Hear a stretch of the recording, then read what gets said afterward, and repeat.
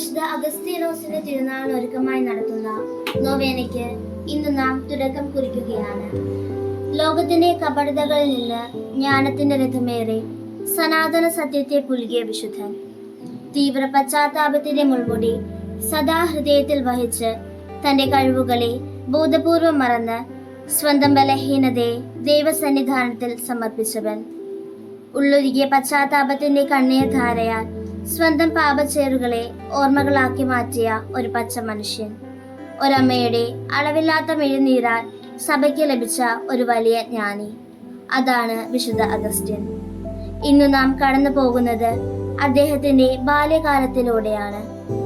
354 ആണ്ട് നവംബർ 13 വിശുദ്ധയായ മോനിക്കയുടെയും അന്യമതസ്ഥനായിരുന്ന പട്രീഷ്യസിന്റെയും കടിഞ്ഞൂൽ പുത്രനായി തകാസ്റ്റയിലാണ് ഈ പുണ്യപുഷ്പം മൊട്ടിട്ടത്. വളർന്നു വരും തോറും ഈ പൂമൊട്ട് ശോഷിച്ചു വന്നിരുന്നു.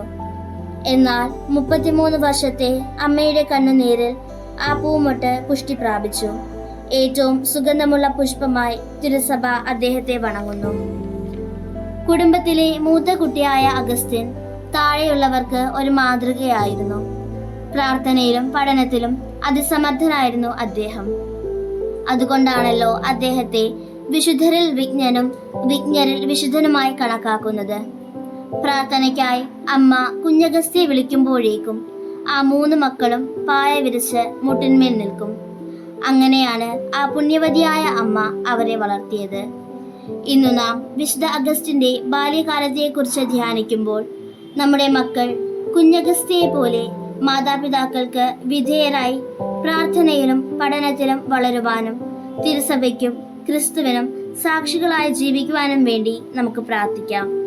ഒപ്പം സ്വന്തം ഗർഭപാത്രങ്ങളെ കൊലക്കളമാക്കുന്ന, സ്വന്തം രക്തത്തിൽ പിറന്ന കുഞ്ഞുങ്ങളെ കുപ്പത്തൊട്ടിയിലും സെപ്റ്റിക് ടാങ്കിലും പൊന്തക്കാടുകളിലും ഉപേക്ഷിക്കുന്ന അമ്മമാരുള്ള ഈ കാലഘട്ടത്തിൽ മാതൃത്വത്തിന്റെ മഹത്തായ മാതൃകയായ മോനിക്ക പുണ്യവതിയുടെ മാധ്യസ്ഥം എല്ലാ അമ്മമാർക്കും നിരന്തരം ഉണ്ടാകുമാറാകട്ടെ.